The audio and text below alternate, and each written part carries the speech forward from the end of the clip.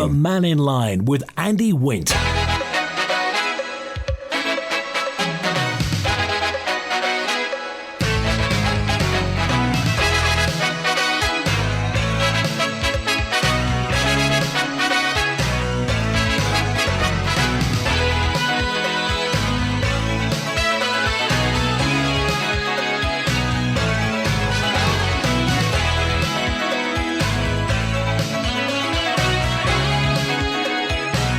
Pastor May, good afternoon. Welcome to Mannin Line on Manx Radio. Another gorgeous day on the Isle of Man. And we're open line through till 1.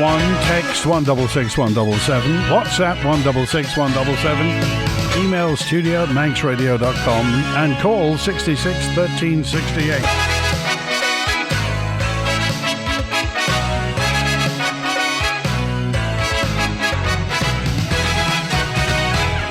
A note in from Joanne who says, Andy, I just completed the Women's Health Survey from Manx Care. I thought it was a waste of time, where the options are there to give you an experiences of women's health, whether that be good or bad. Let's just say 250 characters, including spaces and grammar, basically means surely that we're not that interested. Can you recommend or expand on anything that may help or improve services? And again, same thing, 250 characters.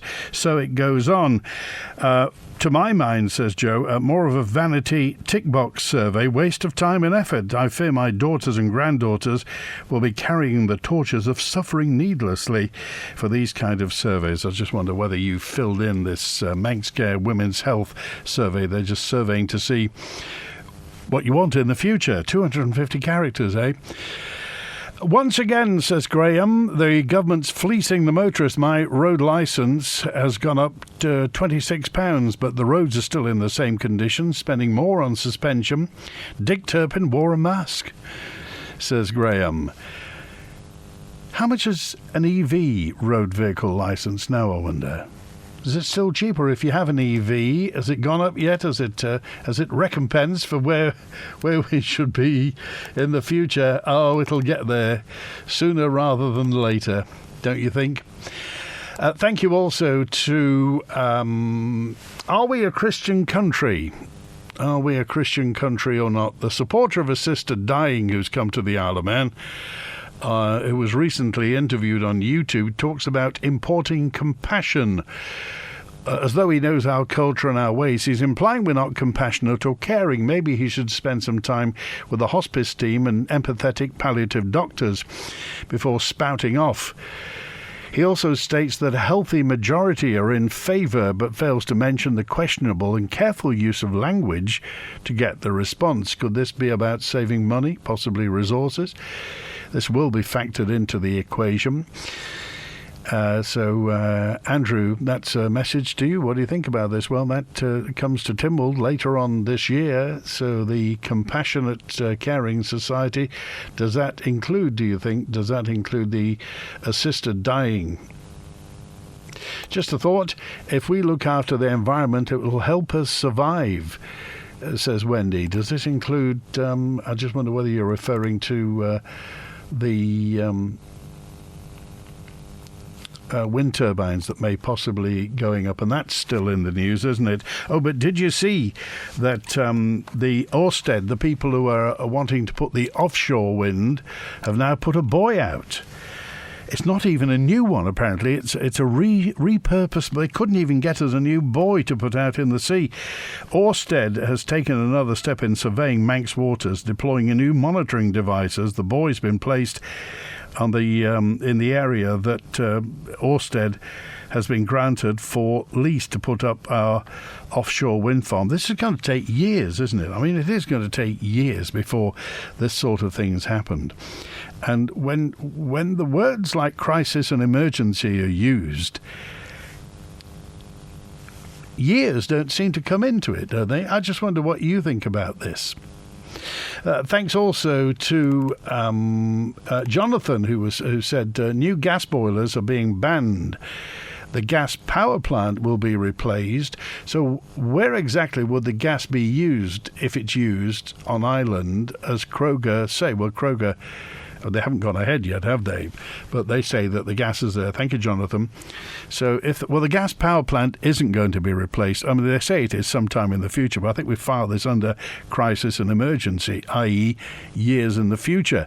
And certainly the onshore wind farms are absolutely years away. If they're going to do a survey of wind speed and direction, that in itself is going to take years. These things, they don't just stick up a mast and just guess what that is. £65 per annum, apparently, the road tax for an electric vehicle.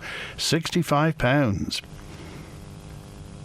Well. Oh, another word in from Jude in Colby, who just said, just a word about the women's health consultation that Manx Care have put out. I filled it in yesterday and I was very frustrated and concerned about the questions asked. Manx Care are asking women of all ages to comment on what they think should be prioritised, i.e.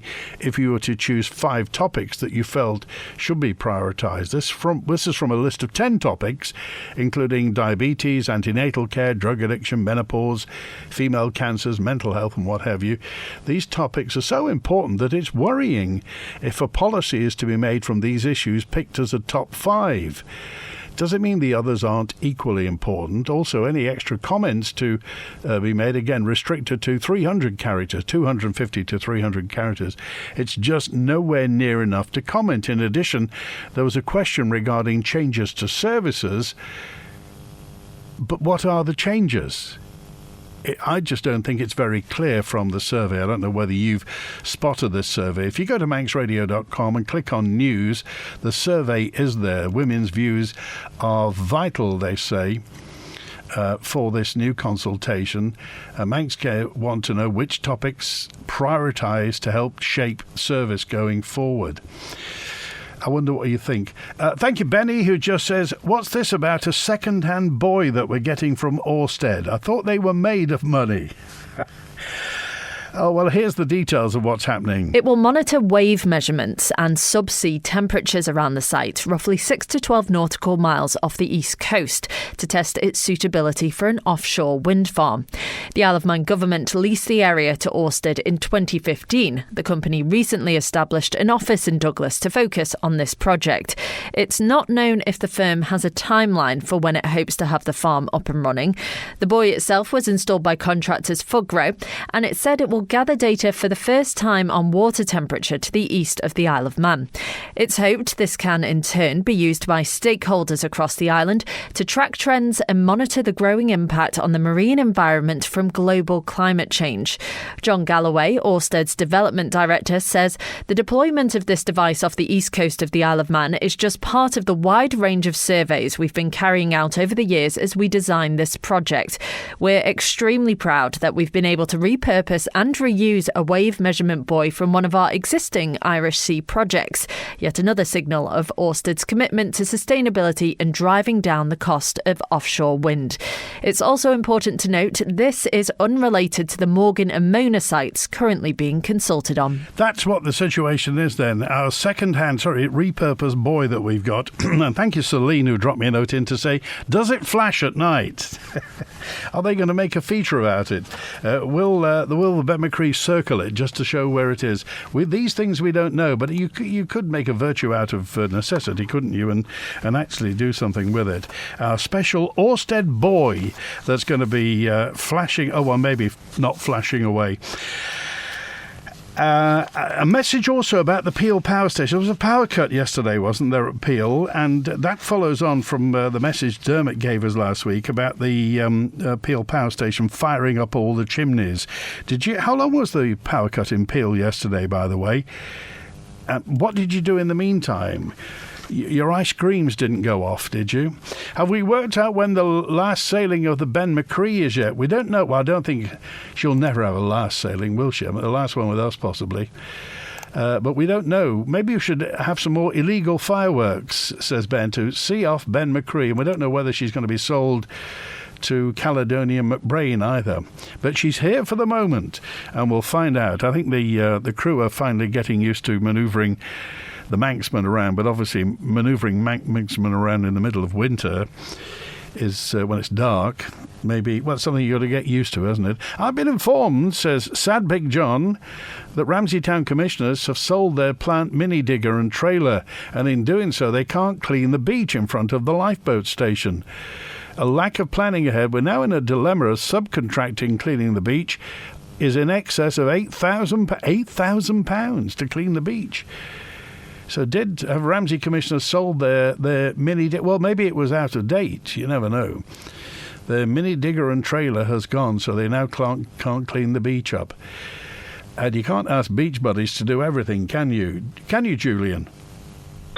No, you can't. It's all very interesting, isn't it? Interesting, a great photo on the front of today's Isle of Man Examiner newspaper, if you've caught sight of that, Andy.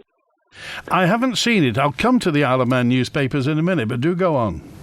Hundreds of people walking onto the Tower of Refuge.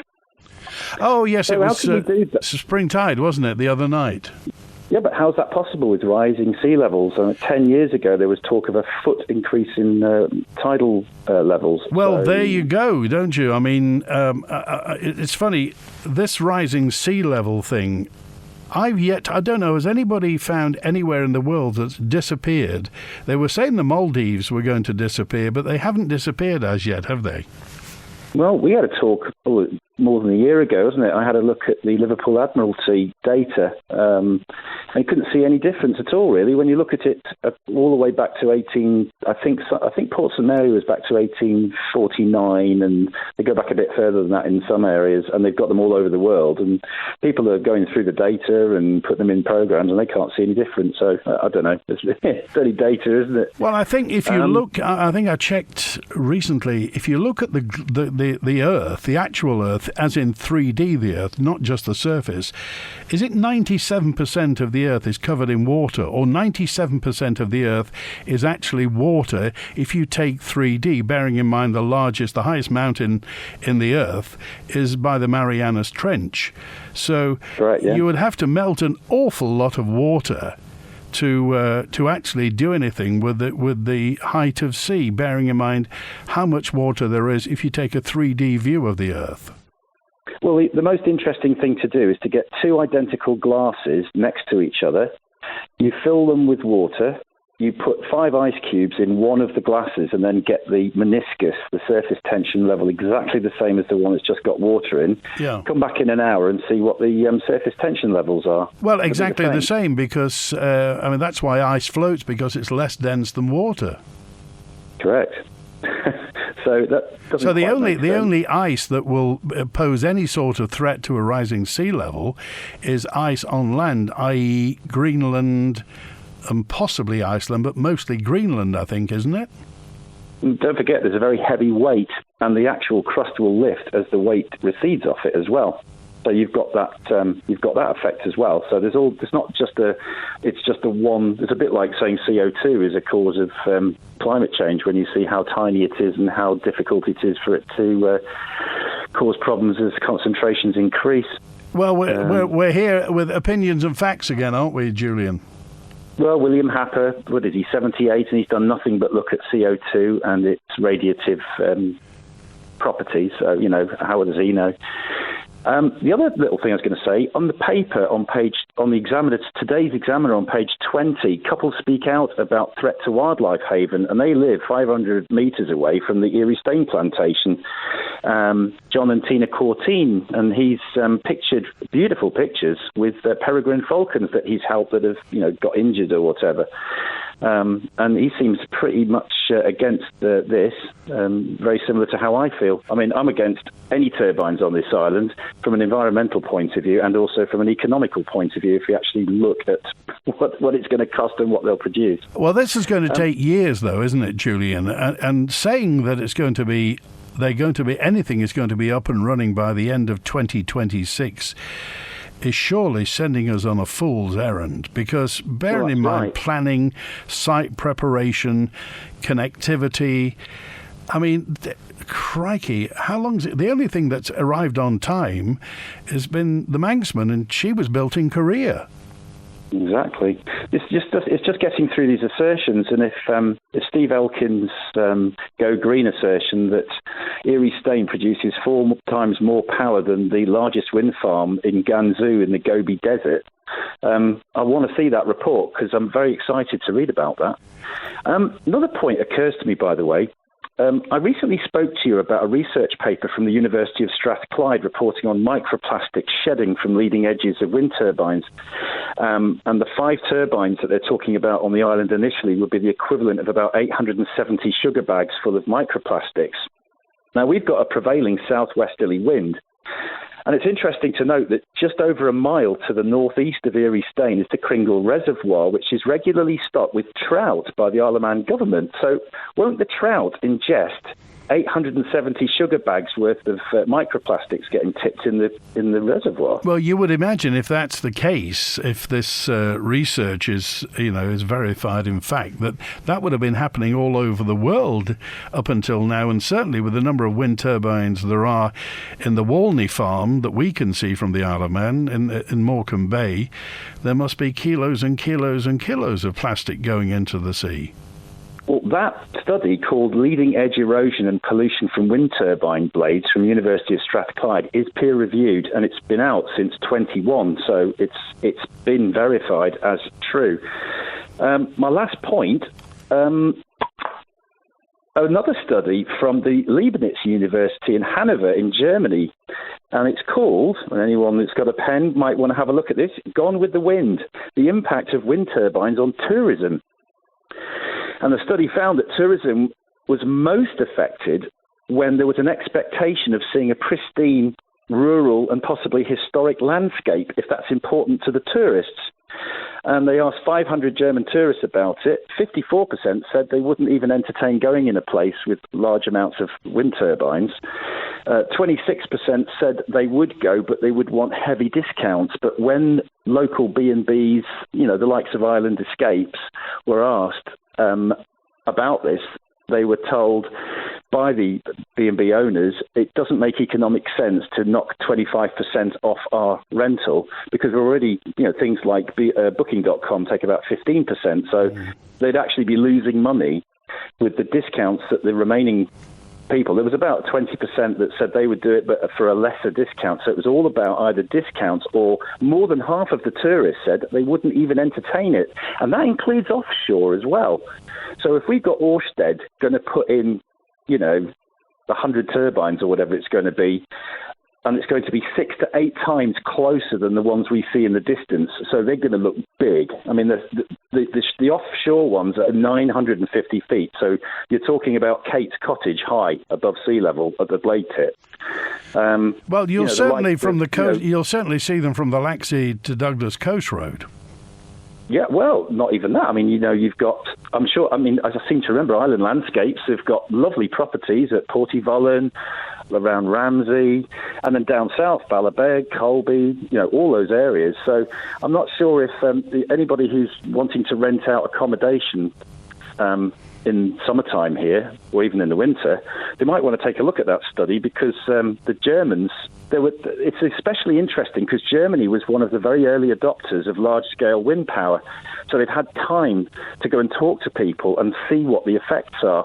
They noticed, say, by the beach, certain beach resorts were losing and then other ones were getting better because down the coast you couldn't see the turbines. So there's all kinds of these knock-on effects. So if you've got something you can't get away from, at the moment it's not too bad because Walney's about, 40, 45 miles away from, maybe 35 miles from the nearest turbine once they, the very nearest ones. But when they start getting 8, 9 miles away, they are huge. And then, you're going to have people with expectations of nice views out to sea. And then if you start putting 620-foot ones here, it's easily seen. I worked it out. It's going to protrude about 130 to 150 feet above the top of the slot road. So you're going to be able to see that from Peel Hill, probably Foxdale, Onken, high up there. There's going to be a lot of places you'll see these things from. Okay. All right. Julian, thanks for calling today.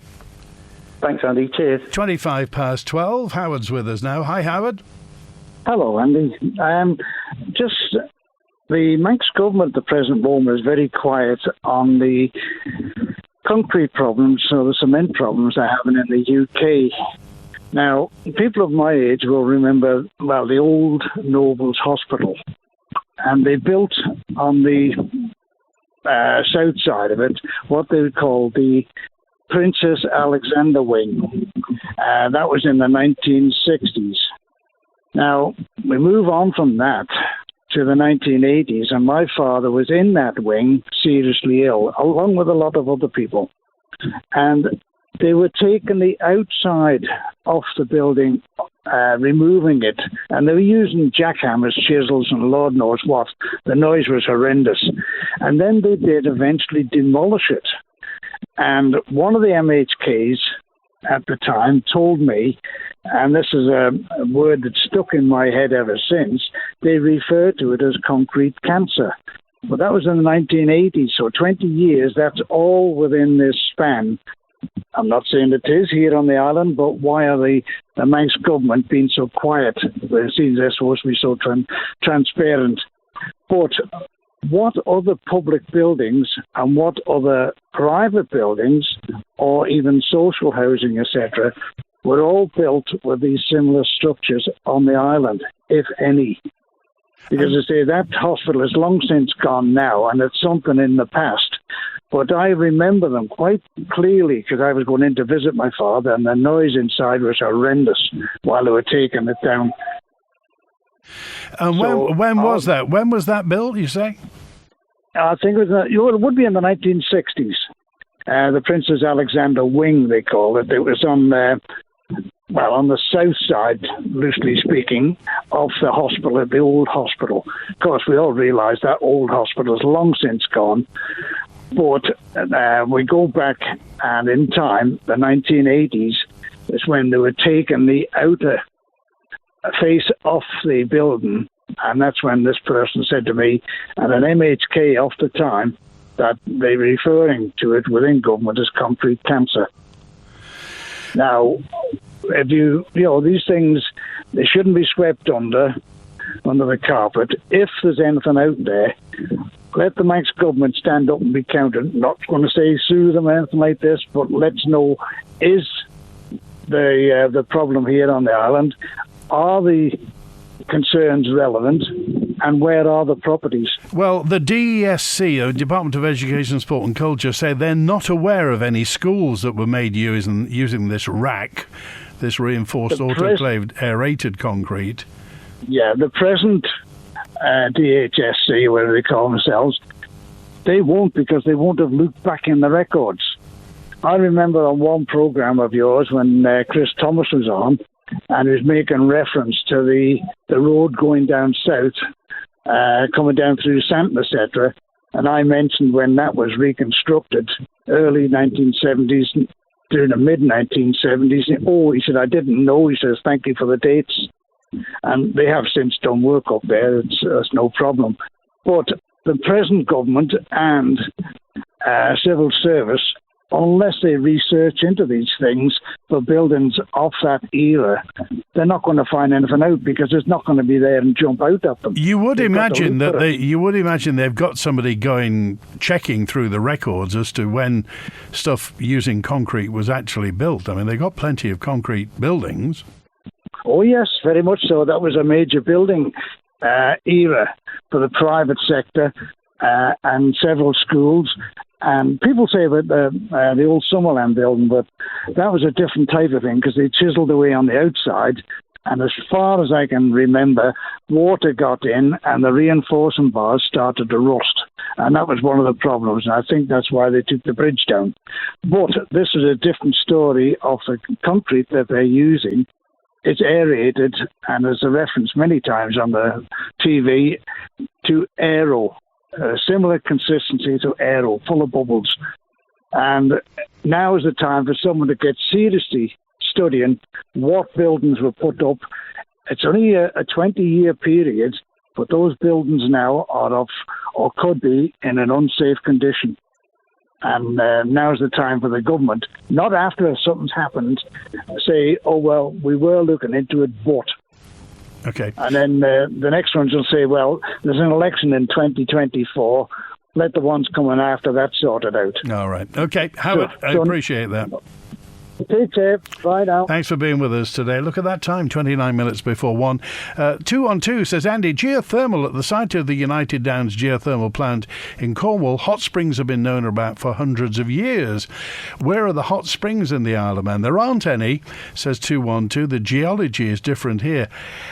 I don't think they're going for hot springs. I think they're just drilling and drilling and drilling miles down until it does get hot when you go miles and miles down as you go closer to the Earth's core. There's no doubting that the deeper you go, I think they're talking about the fact that the rock formation, the geology of the Isle of Man, they say is suitable for it. There are other people who say it's not, but it's nothing to do with hot springs or anything like that.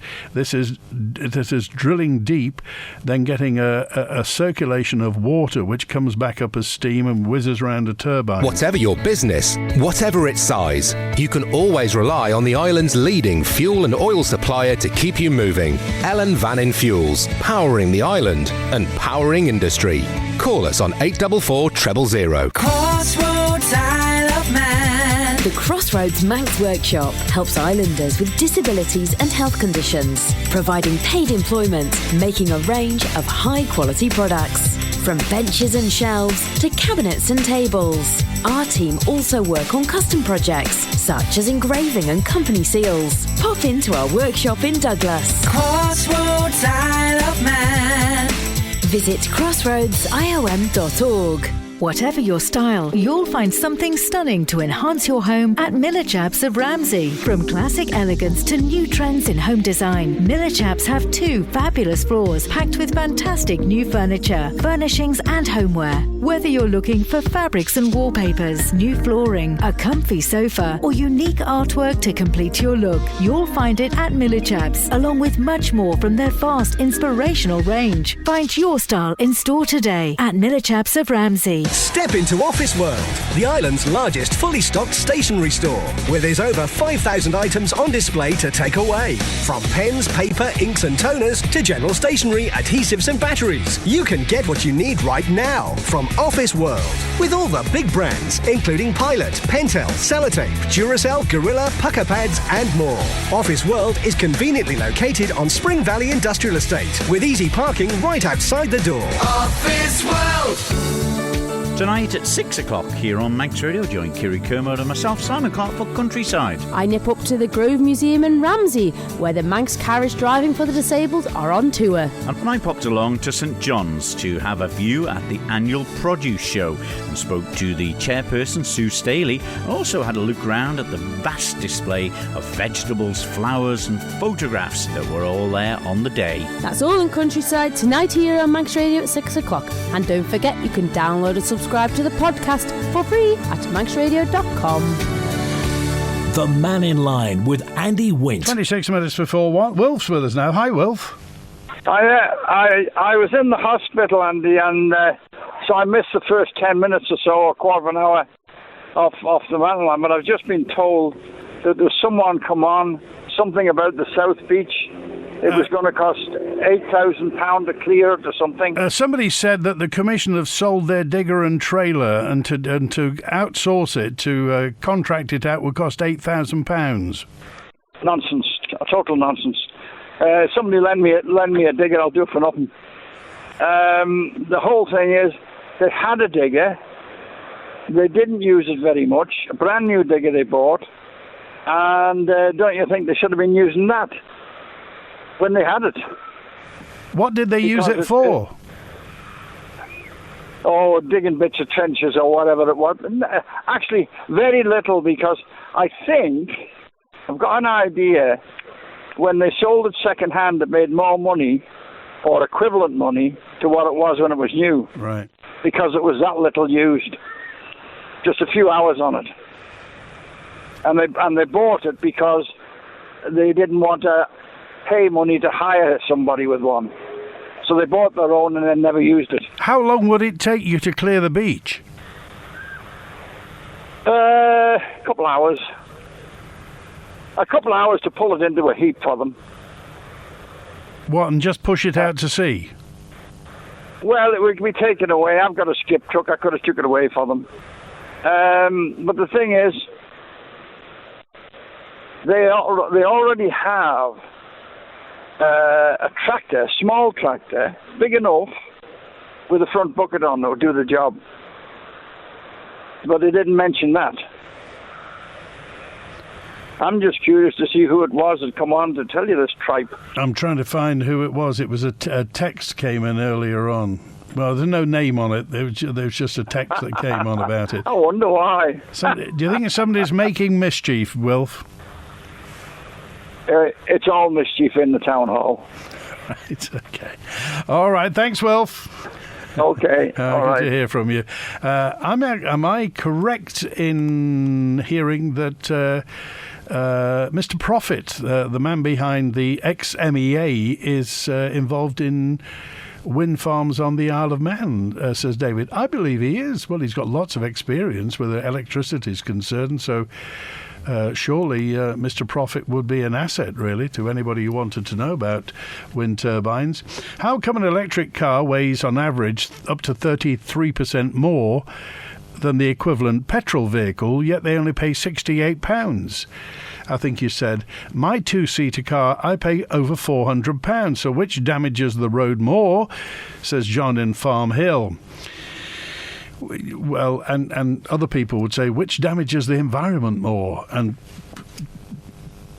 that leads you down another rabbit hole. But John in Farm Hill, that's true, yes, £68 for an electric vehicle, and a lot more if you've got a fossil fuel car as well. What is happening? The majority of our leaders talk riddles and contradictions. Text to 775. It doesn't make common sense. It makes lots of money.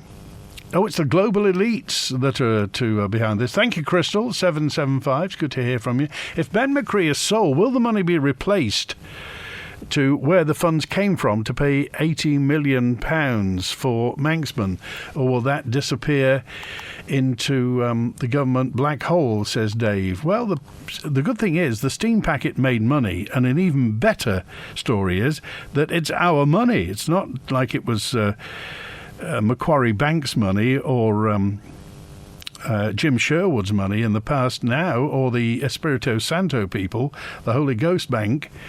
Now, at least, any money that's made on the steam packet comes to us. So surely that's a cause for joy. Manx Care are looking at the needs of women's health care and seeking information as to what the requirement is. Surely Manx Care should know what's required of a health service. And also, don't men have healthcare requirements? Says puzzled Southern Andy. Thank you also to text. Let's have a look here. 8653, who is Anonymous 653. Leave the science to those who are actually specialists in the field. Sea levels are rising at an average of 3 millimetres per year. Also at their fastest rate in 2,500 years, says Anonymous 653. 653, can you point to one piece of land that has been inundated by rising sea levels, not by coastal erosion, but by actual sea levels? If the Ben McCree is sold, says 692, will the money go to refund the money used for the Manxman, or will it be paying for the pension black hole? Bonzo's with us. Hi, Bonzo. Hello, yes, well, in Bonzo, you're miles away from your microphone. Could you just hit your phone? Hello. Oh, there you are. There you are. Thank you. Yes, right, fine. Sorry. Yeah. Well, in response to your previous question, it'll be going into the black hole. Is that That's where the money will be going. Really?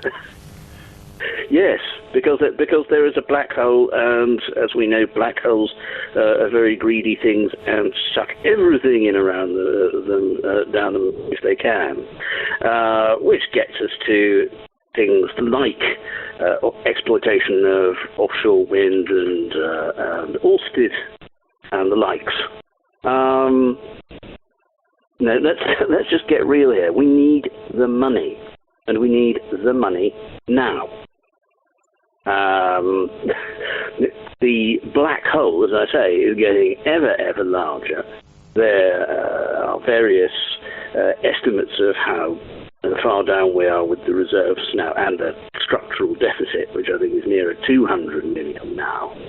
I can't see that there won't be some kind of emergency financial statement before Christmas because of the issues. So we need that kind of money generated, and Ørsted are going to give us that with the seabed leasing payments for that farm, and we'll be getting those payments as soon as they sign on the dotted line. Not simply 10 years hence or 7 or 6 years hence when some gas, if it might be there, starts flowing or some such. So just to clarify that, when will we start to get revenue or revenues from Ørsted then? When there's a full agreement for lease. Because what usually happens is that it's front-loaded. That's why the Crown Estates are making so much money, because you have the agreement for lease, but you really have to start doing something with the seabed that you've leased within 10 years, and you'll be paying yearly or quarterly onwards of yearly payments for that. And of course, the Crown Estates are the people who've got the Mona and Morgan wind farm sites, and are currently getting 200 million a year each for those, and we'll be doing so for the next 10 years. So £2 billion. No, sorry, £4 billion actually. Yeah. And we could quite easily lease out the seabed to Ørsted for discounted £100 million, I think, a year would be on the AFL. So £1 billion over 10 years. Now, that's the kind of money that we're going to need if we're going to keep health services going, even at the level that they are. That's the kind of money that we're going to need to keep education services going, even as they are, and indeed, perhaps, have to meet various bills for repairs of school buildings, now with this RAC issue. That's the kind of money we need to maintain social care, state-funded social care. That's the kind of money we need to fix the roads. Unless we have this money, then those things aren't going to happen. Well, not unless there's absolutely volte-face on tax policy and wealthier people end up paying rather more. That's just the way it is. And the idea that, it's going to spoil the view, and, the view is going to be already spoiled. There's the view over there with the Walney wind farm. There'll be the view over there with the Mona and Morgan wind arrays. Then there'll be the view from Port Erin of the arrays north and south of Dublin, and probably from Peel as well to the ones north of Dublin. So the view is going to be already spoiled. So that's a very specious argument. And of course, those people will be earning money from those wind farms. And we will just look around in our poverty. Well, that's interesting. Just on that subject, just a text came in from Jack who said, surely when they built the Laxey wheel, that spoiled the view as well, and that was there to drain a mine. Oh, absolutely, yes. If you tried to build something like that nowadays, they'd be absolutely screaming, or indeed despoiling Snaefell with some dreadful touristy things. Take tourists from the northwest up and down Snaefell. What on earth are they doing that for? It's like people who talk about the natural beauty of the Manx countryside. The natural beauty of the Manx countryside is down by Fairy Bridge. Ancient woodland. That's what it looks like. The rest of it, it's all manufactured. The quaint England or quaint island of fields and rolling hills. That's an industrial landscape for agriculture. OK, Bonzo, I appreciate your call. Okay, thanks. Thanks Bye. for calling today. A note in from Tony, who just said, Julian was talking about that thing Gone with the Wind, so if we're going to have a wind farm in the south, it should be called Scarlett O'Hara. Oh, yes, very funny. Thank you. People need to take a look. What looks worse, a power station with smoke rising or a few turbines?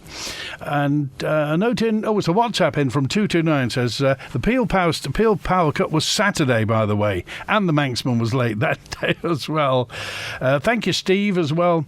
In 2000, renewables produced 2% of the UK's electricity. In 2023, it produces 40%, mostly due to an increase in wind.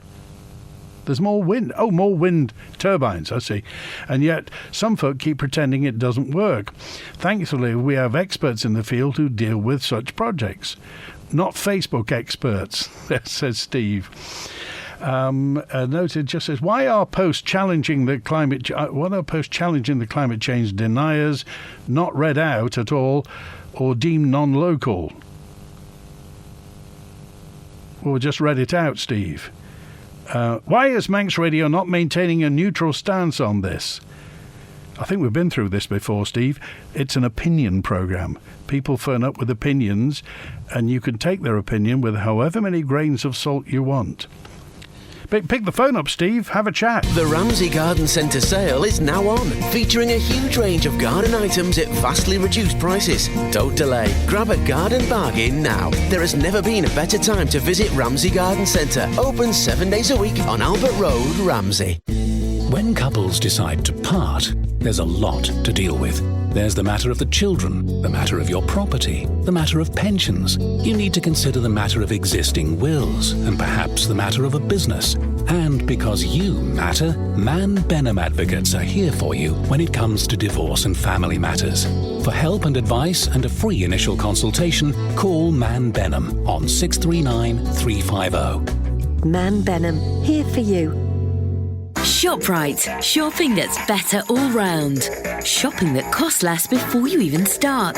Less travel, fuel and time. Because our stores are local to you. Prices? ShopRite has low prices as well as price matching. And Switch and Save is something else. Sainsbury's own brand. Hundreds of items you buy every day. Famous Sainsbury's quality assured. Adding up to pounds less at the checkout. ShopRite. Proudly locally owned. Excited about starting your new business but feel daunted by accounts, tax and VAT? Then talk to Nicola Bowker & Co. before you do anything else. From expert advice to getting a helping hand, Nicola Bowker & Co. can help and guide you. Call 861 271. I'm Mike Buttle. Join me on Thursday night on Manx Radio at 6 for a second series of journeys on our fantastic heritage railways. This time I'm looking at the Manx Electric Railway. From Groudle Glen, the MER rapidly pushed into Laxey during 1894, and I'll be following that journey this week. I'll also be taking a trip up into the clouds to try and see that famous Seven Kingdoms view from the top of Snaith Fell. I've got my tram spotter's notebook ready and a freshly sharpened pencil to take down the tram numbers. So join me for the trip at 6 o'clock on Thursday on Manx Radio or online at manxradio.com. The Mannin Line with Andy Wint. I mentioned IOM Newspapers earlier, and I don't know whether you... we subscribe to IOM Newspapers. We pay subscriptions to IOM Newspapers. They've changed now. You can't get an annual subscription anymore. You used to be able to buy an annual subscription. They now do a monthly subscription. I think a month is... one edition for the newspapers is £1.50. For a month it's £5.40. But you used to be able to get an annual subscription. I don't know, have you been having problems with this now? What you had to do now is get a rolling monthly subscription until you cancel it, which replaces the old annual option. I don't know about you, but I've been involved with things like that. You always go for an annual subscription because you get lots of money. So I just wonder what's happening at the newspapers. Do you subscribe to the newspapers? Can you get an annual subscription? Because we can't. We can't find... Maybe we're just not very good with technology.